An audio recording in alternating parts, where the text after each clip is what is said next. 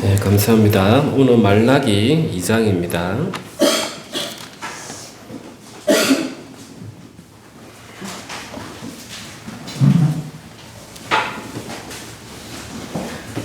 네, 1328페이지입니다.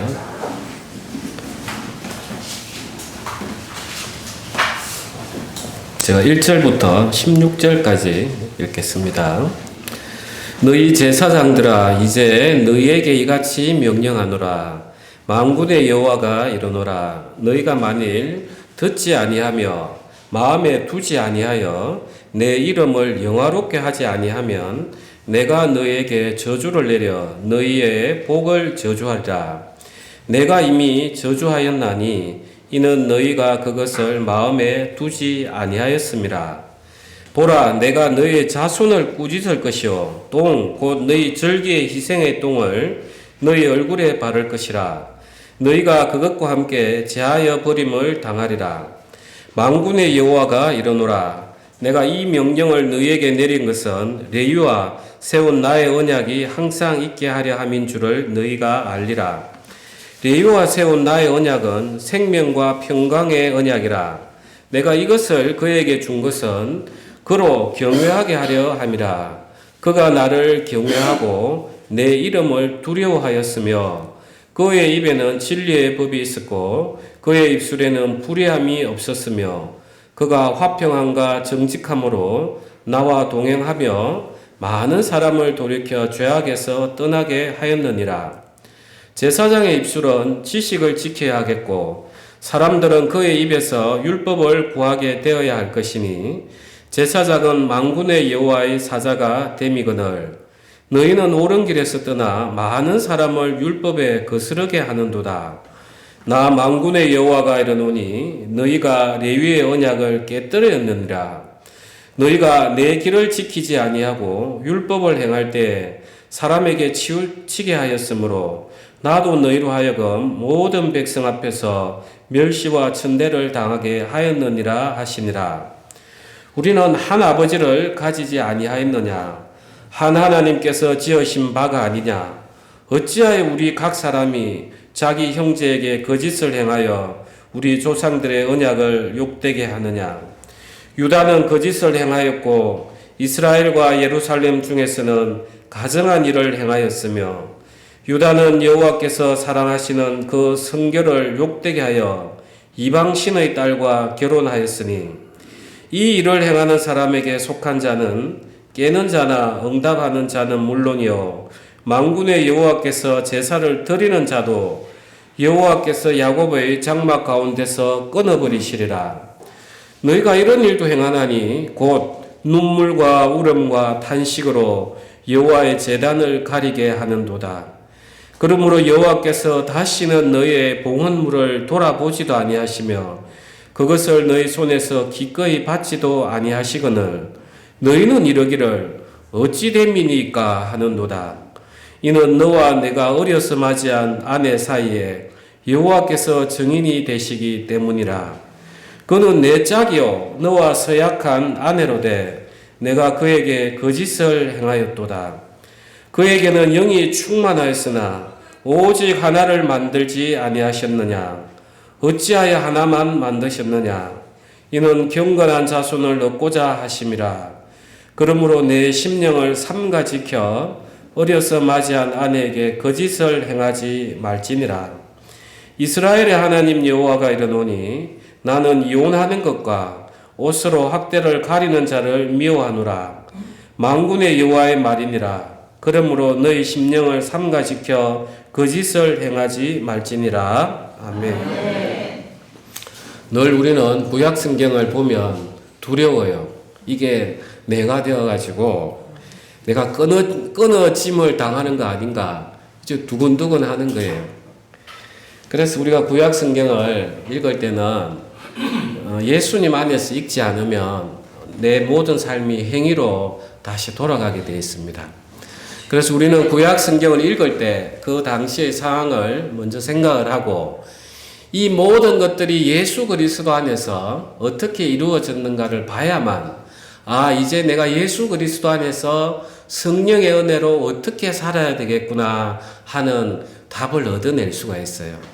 그러지 않고 그냥 구약만 읽어버리면 전부 다 그냥 행위로 흘러가서 두려움 속에서 그 구약의 이스라엘 백성들이 그 돌에 새긴 십계명 때문에 하나님이 이렇게 안 하면 다 저주한다던데 외부에서 두려움 때문에 억지로 섬기니까 이런 일들이 일어났단 말이에요. 그래서 오늘날은 우리가 이 말씀들을 동일하게 보더라도 이 모든 것들이 예수님 안에서 그래 우리가 받아야 될 저주들이 예수님이 다 받으셨네. 우리가 이 큰 사랑을 받았는데 그리스도 안에서 내가 어떻게 주님 앞에 더 겸비해져서 성령의 인도함을 받을 것인가. 늘 이렇게 봐야 구약을 제대로 볼 수 있는 것입니다. 오늘 2장에는 제사장들에 대해서 한 번 더 경고를 하고 이제 그 유다 백성들이 이방신을 섬기는 여인들하고 결혼을 많이 했어요. 그래서 이 부분에 대해서도 하나님께서 이제 책망을 하시는 것입니다. 이게 오늘날 우리에게 어떠한 말씀을 하는 건지 같이 한번 보도록 하겠습니다. 우리가 제사장 이야기가 계속 나오는데 우리가 제사를 지낸다. 우리 유교 문화에서는 제사를 많이 지냈어요. 제사를 지내는 사람 마음에는 지금은 많이 형식화됐지만 정성스럽게 차려놓으면 조상들이 와서 먹고 그 다음에 자손들을 지켜주고 복을 줄 것이다. 내가 여기에 끌리는 마음이 있어요. 아무리 신이 어디 있노 하더라도 그런 마음들이 있단 말이에요. 그래서 우리가 제사를 지내는 데는 이런 마음에 내 마음에 그런 마음이 있기 때문에 우리는 단절을 할 필요가 있는 것입니다. 옛날에 저 어릴 때 그 개벽이라는 책을 이렇게 정산도 지금도 있는지는 모르겠습니다. 거기에 보면 사람이 죽었을 때 죽기 직전 직후에 신체의 몸무게가 변화가 있다. 그래서 영의 무게는 몇 g입니다. 또 제사 지내기 전후 그람수가 바뀌더라. 그렇게 여러분들 보신 적 있습니까? 지금 생각하면 너무나 당연한 거예요. 그 수분이 빠져나가니까 그 그람수만큼 빠지는 건데 그런 걸 가지고 참 우리가 미혹을 당할 수가 있어요. 그러면 이 구약시대 때도 이 제사를 왜 지냈는가부터 한번 차근차근 우리가 보도록 하겠습니다. 본래 이 제사라는 것은 고르반해서 본래 원뜻은 가까이 하게 하다 이 뜻이에요. 고르반. 그래서 하나님께서 우리에게 이 제사 제도를 준 것은 하나님 앞에 가까이 나아오게 하기 위해서 이 제사 제도를 준 거예요. 자, 인간이 이제 본래는 하나님 앞에 그냥 은혜를 입은 자였어요. 어느 날 하나님이 아담과 하와를 만드셨단 말이에요. 하나님하고 조건적인 관계가 아니에요. 그런데 이제 아담과 하와가 그 선악을 알게 하는 열매, 그걸 먹음으로써 옳고 그런 눈이 생겨버렸단 말이에요. 옳고 그런 눈이 생겨놓으니까 내가 하나님 앞에 딱 가려고 하니까 문제가 생기는 거예요.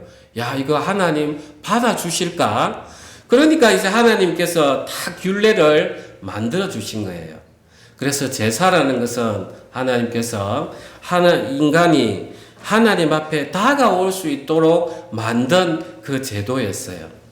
그래서 우리가 가장 먼저 생각이 드는 게 뭐냐 하면은 우리가 창세기 4장에 딱 가면은 그 가인과 아벨이 하나님 앞에 제사 지내는 모습이 나옵니다. 우리가 이걸 접으시고 창세기 4장을 한번 가보겠습니다.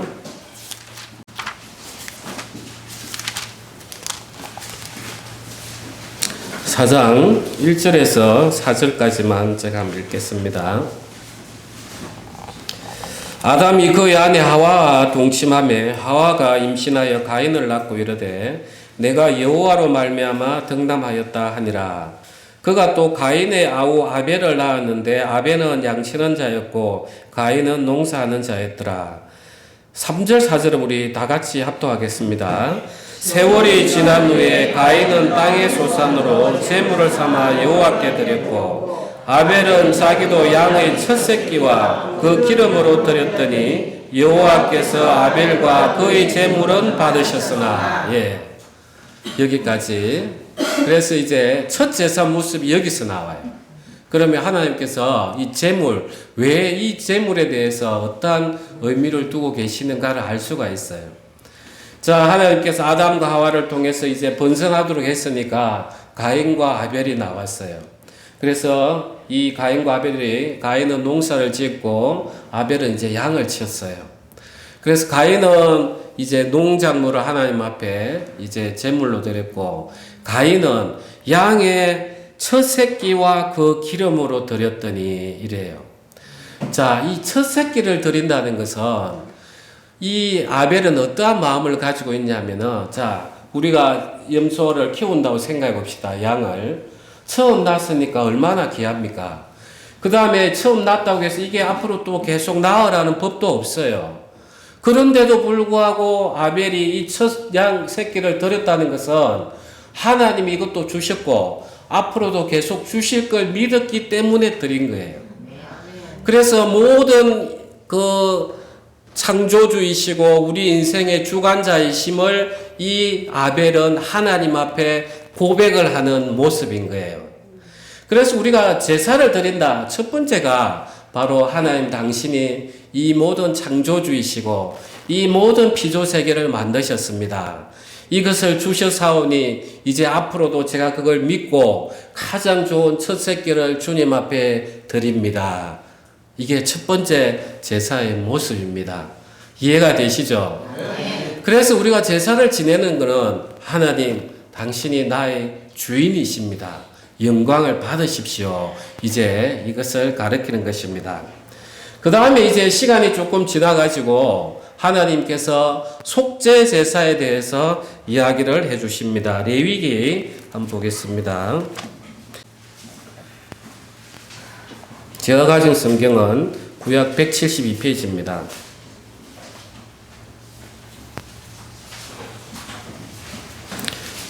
17장 11절입니다.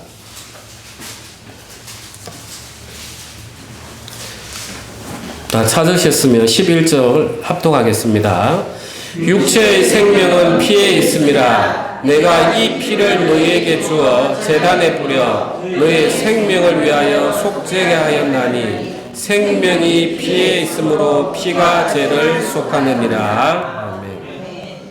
그래서 이제 아담이 하나님 앞에 죄를 지었고 나서 했던 게 하나님을 피해서 하나님 낯을 피해서 숨고 모아가 앞으로 자기를 가렸단 말이에요. 죄의 속성이 이런 거예요. 죄의 속성이. 그러니까 이제 하나님께서는 아담에게 나올 길, 우리에게도 마찬가지예요. 나올 수 있는 길을 열어줘야 되는데 이 죄에 대한 심판은 반드시 어떤 희생이 따른다는 것을 보여주시는 거예요. 그래서 너희가 죄를 지었는데 나와 관계를 회복하려고 하면은 반드시 너를 대신할 어떤 재물이 있어야 된다 하면서 그 관계를 열어주는 대신에 우리 죄가 받아야 되는 그 심판을 하나님께서 보여주시는 거예요. 이해가 되시죠? 네. 그래서 이게 속죄 제사라는 말이에요. 이 죄를 짓고 나면 아담처럼 숨지 말고 그 희생의 제물을 드려서 너희가 내 앞으로 나아온다 하면서 또 길을 하나 여시는 거예요. 그 다음에 이제 우리가 레위기 7장으로 한번 또 앞쪽으로 잠깐 가보겠습니다. 7장 11절입니다. 7장 11절에서 15절까지 제가 읽겠습니다. 여호와께 드릴 화목제물의 규례는 이러하니라.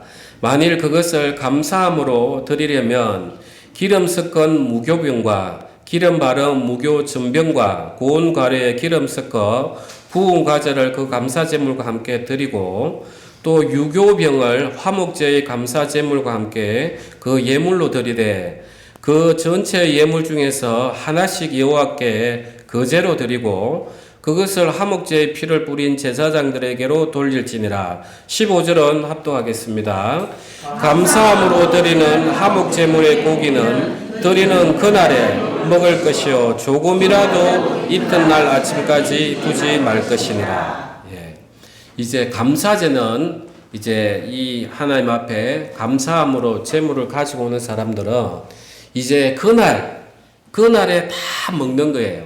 하나님 앞에 이렇게 한 몸큼 이렇게 드리고 나서 나머지는 제사장 주고 또 그 남는 것은 자기들이 다 같이 하나님 앞에서 다 먹는 거예요. 우리가 친구들 또 사업하면서도 왜 식사를 합니까? 관계를 촉진시키려고. 그래서 화목제는 하나님하고 우리하고 관계가 이제 더욱더 돈독해졌다는 거예요. 하나님 앞에서 같이 제사장하고 그 감사함으로 다 나누어 먹으니까 이제 하나님 우리는 하나입니다. 하나님 안에서 이제 우리와 늘 동행하십시오 하는 관계의 회복을 촉진하는 게 감사제인 것입니다.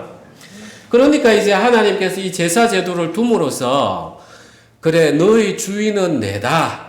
그걸 먼저 우리에게 마음의 고백을 받고 싶어 하시고 그 다음에 우리가 죄를 지으면은 하나님 앞에 나오는 게 겁나니까 그래 너희가 희생제물을 통해서 너희가 죄를 지면 반드시 죽어야 되는 걸 알고 그에 대해서 대신해서 양의 제물로 가져와서 나와 합하자.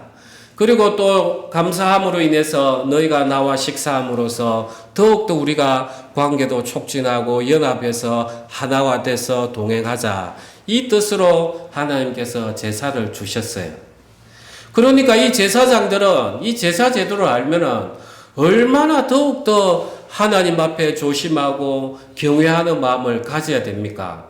그런데도 이 제사장들이 이제 육체의 삶만 보니까 아이고 하나님이 성전을 회복하신다더니 이게 뭐야? 그 전하고 비교하면 성전은 더 작아지고 여전히 바사 제국의 지배 아래 있고 여전히 가뭄이 있고 도대체 이게 뭐야? 이 세상에 눈이 돌아가 있다 보니까 하나님의 이 제사를 우습게 생각한 거예요. 이해가 되시죠? 오늘 이 말씀을 쭉 들어보니까 이게 어디에서 다 이루어진 것 같습니까? 하나님이 주인이시고 속죄의 제물이 되시고 화목의 제물이 되시고 누구에서 해결됐습니까? 예수님. 그래서 구약은 전부 다 예수님을 바라보고 있는 거예요. 그래서 예수님이 오셔서 참된 제사를 드렸단 말이에요. 구약의 백성들은 이 제사장들을 보고 또 하나님의 선지자들이 책망을 하는 걸 보면서 어떤 마음을 가지겠습니까? 아휴, 진짜 참된 제사장이 있으면 좋겠다. 참된 제사를 좀 지냈으면 좋겠다. 계속해서 그런 마음들이 안 일어나겠습니까? 그런 마음을 그대로 가지고 가서 예수님이 딱 오셔야, 야, 저분이 그야말로 성경에서 이야기하시는 그 제물이 되셨구나 하면서 우리는 감격해 하는 거예요. 이해가 되시죠? 그러면 자, 오늘날 우리는 어떤 제사를 드려야 되겠습니까? 오늘날. 지금 구약시대처럼 우리가 구약시대처럼 이렇게 제사를 드리지 않아요. 그러면은 오늘날 우리가 그리스도 안에서는 어떠한 제사를 드려야 하나님이 기뻐 받으시겠습니까? 의의 제사를 드리라. 시편에 이야기하는 거예요. 자, 이 의의 제사라는 건 뭐냐? 조금 전에 제가 이야기했던 그 이야기 그대로예요. 하나님 당신이 나의 주인이시고 하나님은 거룩하시고 하나님은 거룩하시기에 내 이 허물들 때문에 다가갈 수 없는데 예수 그리스도를 앞세워서 하나님, 예수님 당신이 기뻐하시는 아들 그 예수님의 피를 가지고 제가 옵니다. 저 역시 이 피를 제 인생에 내 영혼에 발라서 그 예수님의 사랑 가운데서 정말 내가 나의 육체를 따르지 아니하고 예수님을 따라갈 수 있는 이 상한 마음을 주십시오 하는 게 의의 제사인 거예요. 이해가 되시죠? 예. 그래서 오늘날 우리도 이 예배를 드리고 회개 기도를 하고 우리가 이웃을 사랑하고 형제 자매를 사랑할 때도 정말 이런 마음으로 해야 되는 거예요. 형제를 사랑할 때도 하나님 당신이 이 물질을 주셨습니다. 이 물질이 주의 사랑 안에서 베풀어짐으로써 예수 그리스도와 하나님 당신의 이름이 높아지길 원합니다. 이런 것들이 다 의의 제사인 거예요. 이러한 마음으로 우리는 다 나아가야 되는 것입니다. 다시 우리 돌아가겠습니다. 말라기.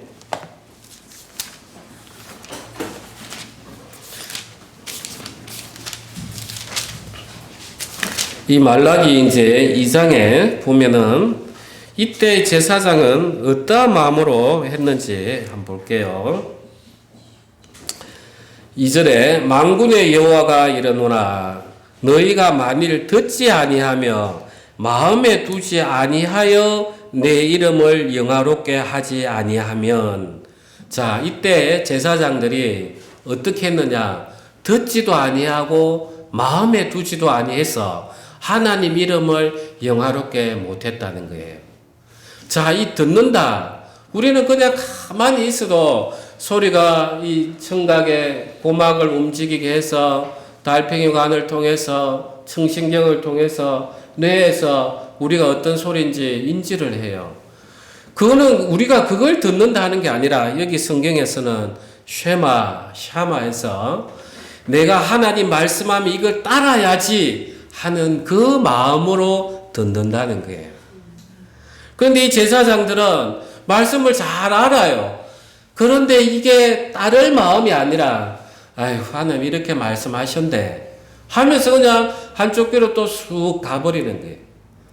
우리 오늘날 현대인의 신앙이 어떻습니까? 이 마음이에요. 이 마음. 그래 참 말씀 좋네 해놓고는 내 마음에 하나님 저 왜 이게 안 사라집니까? 왜 제가 저는 안 떨어지죠? 왜 거룩의 열매가 안 나옵니까? 이렇게 애쓰는 마음이 있는 게 아니라 그 참 말씀 좋네 다 지나가 버리는 거예요. 그건 듣는 게 아니에요. 그냥 들리는 거예요. 들리는 거. 그 다음에 또 보니까 마음에 두지 아니하여 자 take to heart에서 마음이 이렇게 탁 잡는다는 거죠. 내 의지, 인식, 내 감정, 내 모든 것들을 가지고 내가 이 말씀을 확 붙드는 이게 마음에 두는 거예요. 우리가 하나님 말씀을 제가 많은 것들을 선포합니다. 그럴 때 저게 바로 나의 이야기구나 하면서 내가 확 붙들고 하나님 저 이 말씀대로 좀 살게 해 주십시오 하면서 통에 잡아가고 매달리고 이러는 과정에서 성령의 힘을 우리가 받는 것입니다. 이해가 되시죠? 그러면은 이제 이렇게 두어야만이 하나님의 이름을 영화롭게 한다. 자, 영화롭게 한다. 하나님이 이렇게 영광 받으시고 싶어 한가? 그게 아니에요. 이 영화롭다, 카보드에서 무겁다, 무겁게 누르다. 그 다음에 그 위치에, 참된 위치에 세워두다. 이런 뜻이에요. 자, 하나님께서 우리의 창조주이시니까 경배받아야 마땅한 거 아닙니까? 그 경배받아야 마땅한 자리에 두는 게 바로 영화롭게 하는 거예요. 그런데 사실 우리도 저도 자유롭지 못하죠. 이 세상 살아갈 때 우리의 하나하나의 행동이 그리스도의 영화와 하나님의 영화와 직결이 되어 있어요. 자, 우리가 유대 당시에는 사람들이 예수님을 통해서 하나님을 알았어요. 그럼 오늘날 믿지 않는 사람은 누구를 통해서 하나님을 알아갑니까? 바로 교회인 거예요. 그 교회 안에 있는 우리 그리스도인들이에요. 그리스도인들이 엉망으로 살면서 더욱더 세상적이고 그러면 그들이 아는 하나님은 그리스도인은 일주일 6일간 실컷 세상에 죄짓고 한 번만 일요일 가서 회개기도 하면 되는 그런 하나님인가 보네. 이리 생각한단 말이에요. 하나님의 위치가 더욱더 떨어져 내리는 거예요. 이해가 되시죠? 네. 이게 죄인 거예요. 이게 죄인 거예요. 아담과 하와가 하나님은 먹지 말라 선악과를. 그런데 사단은 먹어라. 네 눈이 밝아진다. 사단의 말을 믿었단 말이에요. 그러면 하나님은 도대체 뭐가 됩니까? 사단보다 아래에 있는 거예요. 그게 죄예요. 그게. 하나님을 하나님 되는 자리에 올려드리는 이게 의의 길이고 하나님을 하나님 이름에서 떨어뜨리는 게 죄인 거예요. 이 지금 그 당시에 제사장들이 그래 살았다는 거예요. 오늘 우리하고 똑같은 겁니다. 우리에게 지금 바로 하시는 말씀이에요. 자, 그렇게 되니까 이제 3절에 보라, 내가 너희의 자손을 꾸짖을 것이요 똥 곧 너희 절기 희생의 똥을 너희 얼굴에 바를 것이라. 너희가 그것과 함께 제하여 버림을 당하리라. 성경에 똥이라는 거 표현 있는 거 처음 보시면 많죠. 저도 이 똥 하면 부끄럽고 야 이렇게 표현해도 되나 할 정도인 거예요. 본래 이제 제사를 드릴 때 내장에 이 똥은 다 불결하단 말이에요. 다 빼내 가지고 이걸 담아 가지고 성전 동편에 가서 버리고 다 불태워요. 이게 이제 버려지는 모습이 이제 똥인 거예요. 그래서 하나님께서 이야기하시는 거예요. 너희가 나를 똥처럼 생각하는 거 아니냐. 너희는 세상을 또 높이 세우고 이방신을 높이 세우니까 나는 그 밑에 들어가 있으니까 내 똥처럼 생각하는 거 아니냐. 그래 나도 너희에게 그리 하겠다. 이 이야기를 하시는 거예요. 무섭죠? 그래 참 우리는 주님 앞에 너무 감사한 게 이 모든 것들을 누가 다 당했어요? 예, 예수님이 십자가에 고난 당하실 때 침뱉음 당하고 진짜 뺨을 맞고 그 다음에 가시면류관을 푹 눌러서서 피가 줄줄 흐르시고 밑에서는 너가 하나님의 아들이면 내려와봐 이렇게 조롱당하시고 본래 그 우리가 다 당해야 되는 모습이었어요. 우리가 이런 거 생각하면은 예수님이 얼마나 감사합니까? 그럼 예수님을 감사하게 생각하면 우리는 예수님 닮아가야죠. 예수님 감사합니다 해놓고는 세상처럼 살아버리면 예수님 이름에 똥칠갑을 하는 거예요. 그야말로. 그래서 우리는 이 말씀을 보면은 예수님 안에서 그 감사와 사랑을 먼저 느끼고 그러면 나도 이제는 내가 이렇게 살면 안 되겠구나. 정말 내가 잘못 살면 예수님하고 하나님 이름이 더러워지는구나. 하나님 저 좀 불쌍히 여겨 주십시오. 제가 이렇게 살지 않도록 주님 힘 주십시오. 하면서 엎드리는 바라크. 그게 복이에요. 바라크 엎드리다. 그게 복. 히브리어로 복이에요. 거기에 하나님이 복을 명해 놓은 거예요. 그래서 우리가 이런 말씀을 들으면서 내 안에 이 거짓된 모습, 육체적인 모습들이 드러나면 내가 하나님 앞에 엎드리면서 주님, 내가 이렇게 당해야 되는데 예수님 당하셨습니다. 이렇게 저 사랑하십니까? 저도 이제 이 거짓된 제사장처럼 살지 않게 해주십시오. 주님 당신이 능력을 주셔야 됩니다. 성령의 능력을 주셔야 됩니다. 하면서 엎드릴 때 그때 하나님 힘을 주시는데 이게 바로 성령의 일하심인 겁니다.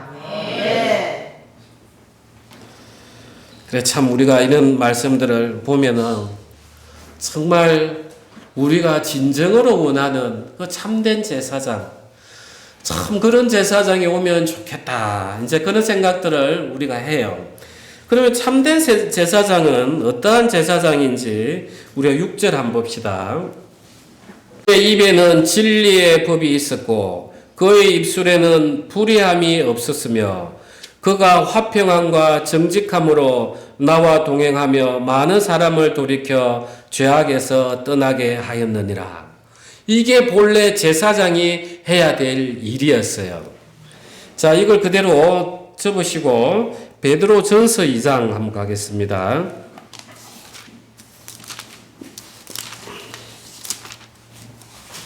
2장 22절. 제가 가진 성경은 신약 380페이지입니다. 자, 22절, 23절은 합독하고 24절은 제가 읽겠습니다.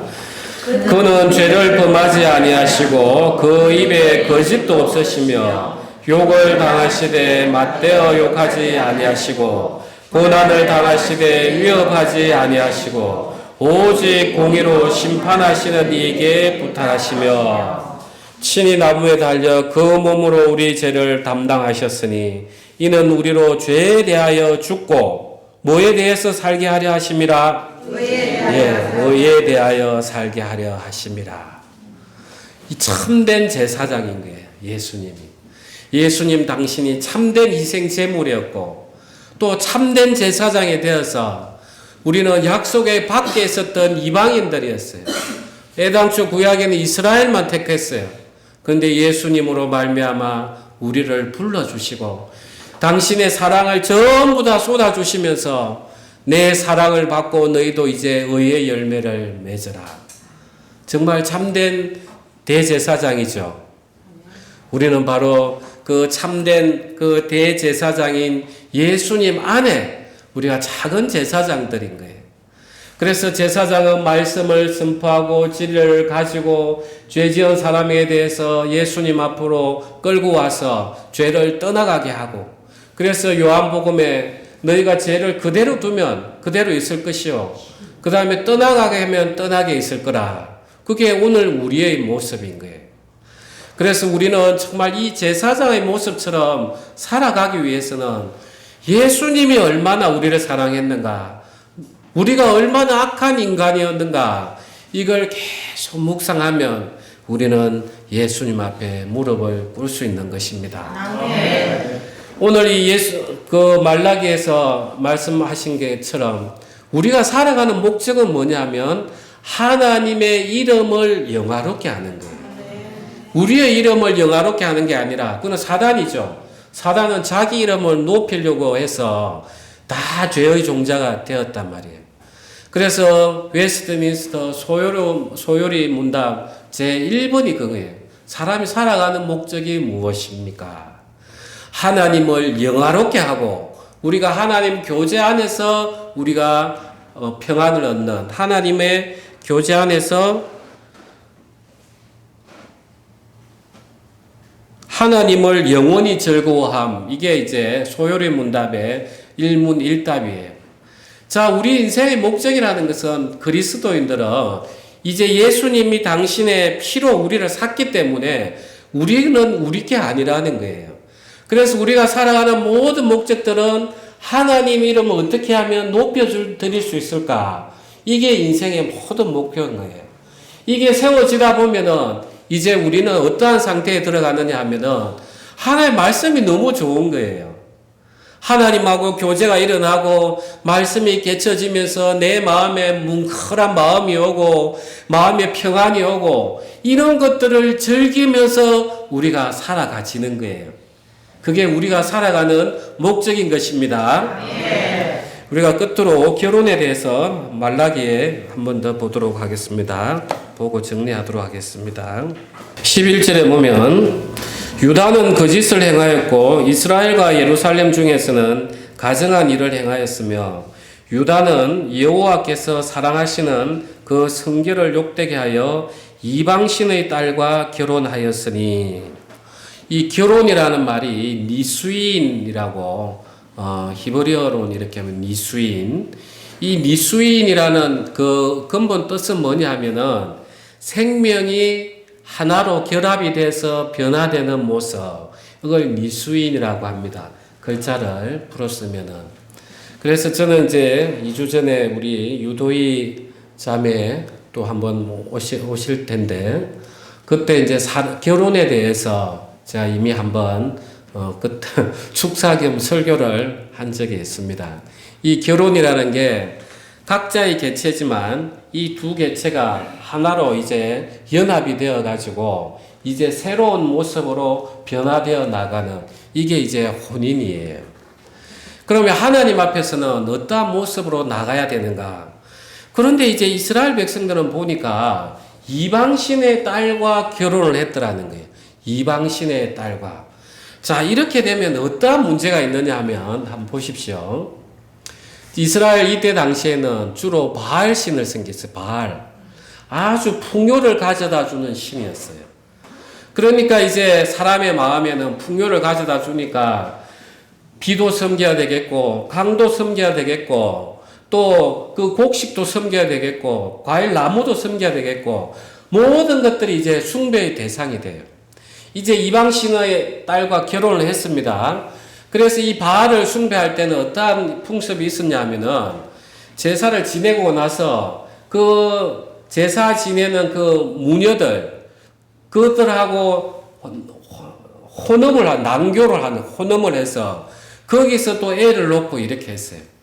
야, 이렇게 하면 풍요가 온대. 날 가져요. 하면서 그야말로 난잡하게 성관계를 했단 말이에요. 그러니까 이제 그런 사람들이 아내로 들어오면, 자, 이제 자녀가 낳습니다. 그러면 자녀는, 자, 요쪽 말로는 우리는 하나님이 우리의 조상이야. 이럴 거고, 또 이방신의 딸들은, 그런 너 아버지 이야기고, 우리는 바알신을 섬겨야 돼. 하면서 여기저기 절한단 말이에요. 그러면 이것을 자라보는 아들은 어떻겠어요? 당장 하나님에 대한 믿음이 자라기 전에는 그래 지금 먹고 사는 게 급하지 하면서 하나님을 떠나게 되는 거예요. 그래서 우리 결혼을 할 때 웬만하면은 믿음을 같이 하는 사람끼리 해라 하는 이유가 이건 거예요. 처음에는 우리가 뭐 사랑에 눈이 멀면 6개월 동안에 우리 호르몬이 변화가 되잖아요. 눈이 멀어요. 다 좋아 보여요. 그런데 그게 안 돼요. 하고 나면 우리가 신앙이라는 게 사실 쉽지 않아요. 일요일날 이렇게 와서 앉아서 이야기하고 기도하고, 그런데 집에서 유튜브 보고 이렇게 앉아있으면 그냥 시간만 잘 가고 먹을 거 시키고 하나님하고 거리가 멀어지게 돼 있어요. 그래서 믿는 사람하고 우리가 혼인을 권하는 게 다 그 이유입니다. 그래서 하나님께서는 그렇게 이방의 신앙과 결혼을 못하게 하는 것은 그 자녀를 거룩하게 하기 위해서라는 거예요. 그러면 이제 이 참된 혼인의 모습은 누가 보여줬습니까? 누가 보여줬어요? 누가 보여줬습니까? 예수님이 보여주셨어요. 예수님 당신이 십자가에 못 박히셔서 정말 아담이 하나님께서 아담을 잠재우고 그 갈빗대에서 하와를 만들어서 둘이 한 몸이 되게 했잖아요. 예수님께서 당신의 모든 것을 다 드리고 나서 이 교회를 신부로 맞이해서 우리와 하나가 됐단 말이에요. 그런 희생의 모습이 참된 혼인이란 말이에요. 그러면 이제 우리는 예수 그리스도의 사랑을 받은 신부로서 어떻게 살아야 되느냐는 거예요. 정말 우리가 믿음을 같이 하는 사람끼리 동행하는 거 참 좋습니다. 설령 그렇지 못한다 하더라도 우리가 사도 바울이 이야기했던 것처럼 그 사람이 혹시나 구원이 될까는 모르겠는데 저는 좀 권하지는 않습니다. 사람이 정말 믿음 안에서부터 자라고 하는 게 참 쉬운 게 아닙니다. 그래서 웬만하면 시작부터 우리가 나중에 어려움을 안 당하려고 하면 믿음의 자녀, 믿음에서 결혼을 하고, 자, 그 다음에 우리가 유혹을 당할 수 있는 것들이 많아요. 우리 인생에. 그게 내 배우자가 되면 큰일 난단 말이에요. 오늘날은 뭡니까? 돈이에요, 돈. 전부 다 내가 거기에 마음이 다 간단 말이에요. 마치 바알신을 섬기는 것처럼. 그래서 우리는 결혼도 그렇고 혼인생활 안에서도 정말 주를 사랑하는 가운데서 서로가 하나가 되어서 어떻게 하면 주의 사랑이 세상에 빛이 날까 하는 마음으로 배우자를 섬겨야 되고, 또 내 마음이 뺏길 수 있는 모든 것들에 대해서 내가 단절하는 이런 모습들이 필요한 것입니다. 우리 기도하겠습니다.